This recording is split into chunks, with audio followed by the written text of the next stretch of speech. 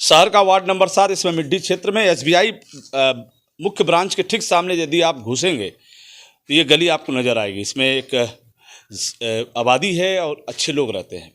शिक्षक, व्यापारी, राजनीतिक दलों से जुड़े लोग यहाँ मौजूद हैं, रहते हैं। लेकिन बरसात के दिनों में देखा जाए या ऐसे भी देखा जाए तो यहाँ नाली बजबजाती है, काफ़ी गंदगी है, नाली का पानी निकल नहीं पाता है, लोग परेशान होते हैं। जब बारिश होती है तो घरों में पानी घुसना शुरू हो जाता है। कई बार शिकायत गई, यहाँ तक कि नगर पालिका में भी गई, जिला प्रशासन के पास भी गया, लेकिन उस समस्या का निदान नहीं निकल के सामने आया, जिसके कारण लोग यहाँ परेशान हैं। बार बार समस्या के समाधान के लिए अपनी आवाज़ उठाते रहे हैं। वार्ड नंबर 7 एक चर्चित वार्ड है, क्योंकि ये वार्ड निर्णायक वार्ड है, क्योंकि यहाँ के जो मतदाता हैं बड़े ही ज़बरदस्त तरीके से मतदान करते हैं निकाय चुनाव में, और संख्या भी देखा जाए तो सबसे ज़्यादा पढ़े लिखे शिक्षित वर्ग लोग रहते हैं।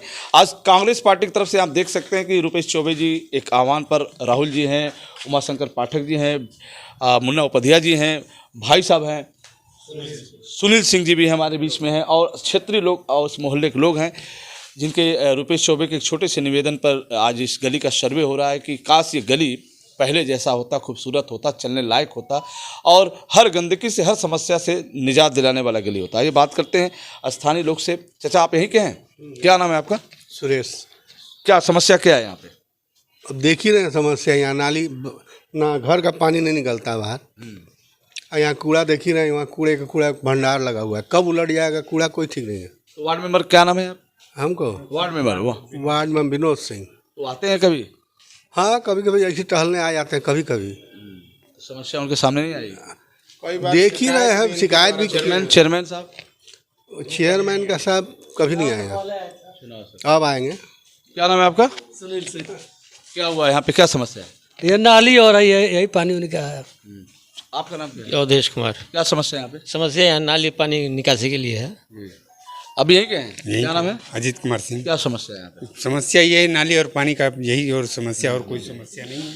आप यही क्या है? Yes sir. क्या समस्या है यहाँ पे? यहाँ पे पानी सब नाली में भर जाता है, बहुत जल है यहाँ पे। आप लोग यहीं के हैं? क्या समस्या है यहाँ पे? क्या समस्या? नहीं, हम लोग बिहार से मतलब रूम यहाँ पर अच्छा, रूम लिए हैं।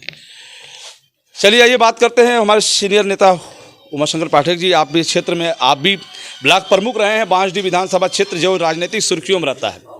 बांसडीह विधानसभा क्षेत्र हमेशा, जब उत्तर प्रदेश में खास तौर पे जब यूपी का चुनाव होता है तो बांसडीह विधानसभा क्षेत्र एक राजनीतिक सुर्खियों में होता है, क्योंकि वही विधानसभा क्षेत्र है जहां से बड़े दिग्गज नेता सदन में पहुंचते रहे। आइए उमाशंकर पाठक जी से बात करें। सर, आज आप बलिया शहर के 7 नंबर वार्ड में हैं, मिड्डी में आज आने का अवसर क्या रहा? पहले तो चंद्रकरा बाबू जी का पुण्यतिथि था।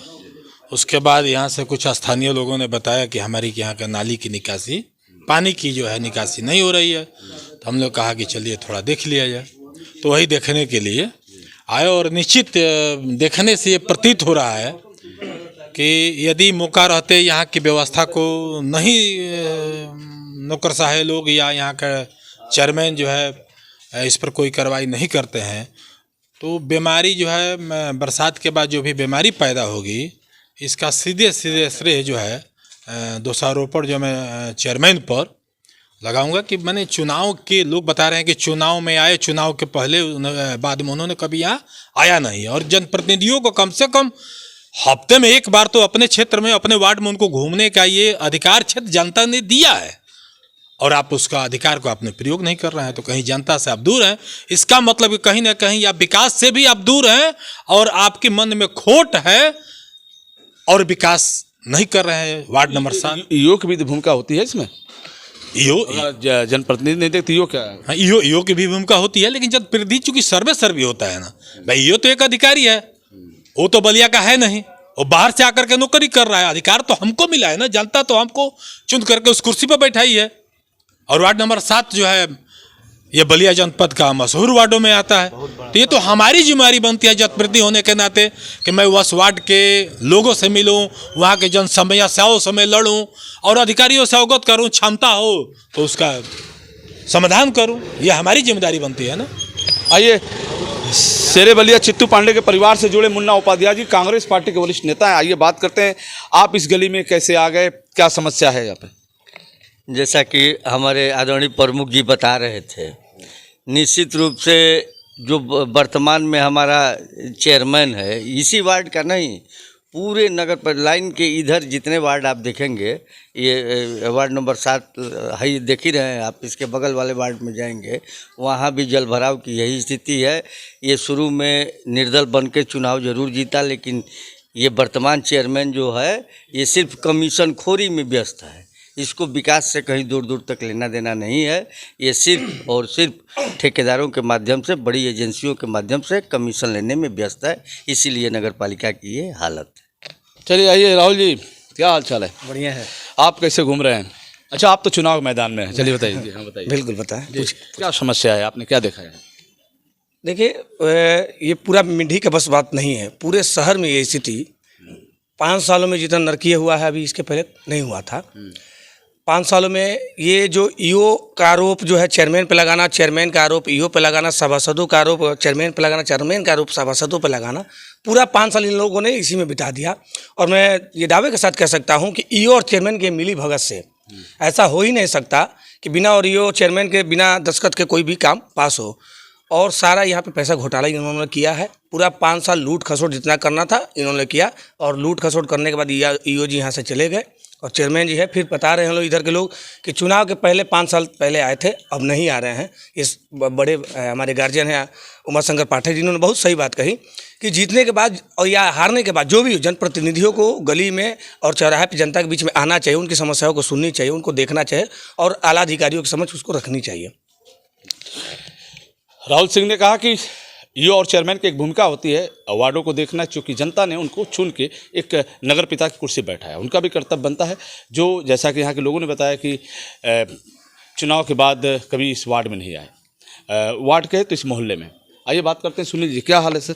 देखिए, हम लोग तो आए प्रमुख जी के नेतृत्व में यहाँ, लेकिन देखे कि वास्तविक में बहुत गंदगी है। हम लोग अंदर तक गए और इसमें लगता है कि चुनाव के बाद से कोई जनप्रतिनिधि यहाँ आया नहीं है। उतना ही हम तो कह रहे हैं, अधिकारियों का भी जिम्मेवारी उतना ही है कि ये देख करके अगर ये साफ़ सफाई की व्यवस्था न किया जाए तो भविष्य में यहाँ गंदगी और बीमारी फैलने की ज़्यादा होगी। चलिए बात करते हैं, ठीक है, आगे बात करते हैं, ठीक है। इस वार्ड में आपने देखा कि जो समस्या थी, और समस्या क्षेत्रीय लोगों ने कहा कि ये समस्या गंभीर है, परेशानी है, नाली बजबजा रही है, साफ सफाई में कमी देखी जा रही है, और ख़ास तौर पे जो सरकार की जो गाइडलाइन है कि उसमें तहत काम हो, कहीं ना कहीं ये वार्ड उससे वंचित रह जा रहा है। समस्याओं को लेकर सभी लोगों ने एक सुर से कहा कि नगर पालिका की बड़ी लापरवाही है कि इस वार्ड पर उनका ध्यान नहीं, इस मोहल्ले में उनका ध्यान नहीं है। हमारे साथ रुपेश चौबे जी हैं, ये बात करते हैं। सर क्या हाल चाल है?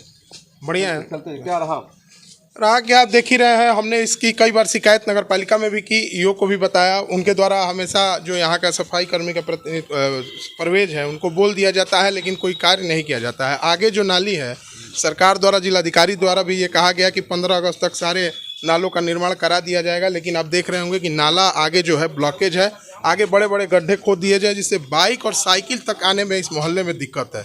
सफाई तो छोड़िए, होती ही नहीं है खैर, और गंदगी का इतना अंबार फैला है कि छोटे छोटे बच्चे जो हैं बीमारी से ग्रस्त हो रहे हैं, और न दवा का छिड़काव होता है, न यहाँ इस गली में, इस वार्ड में कोई कार्रवाई की जाती है। मैं बता दूं कि ये गली भले आपको थोड़ी पतली दिखाई दे रही है, लेकिन यहाँ आबादी हज़ारों की संख्या में है। वार्ड नंबर 7 बलिया का सबसे बड़ा वार्ड भी माना जाता है, और उसके हिसाब से समझिए कि जिस प्रकार से यहाँ आप देख रहे होंगे, यहाँ भी देखिए ये मुख्य इस गली के आने का रास्ता है, और उसके ऐसा किया ये पट्टियाँ कभी भी गिर सकती है।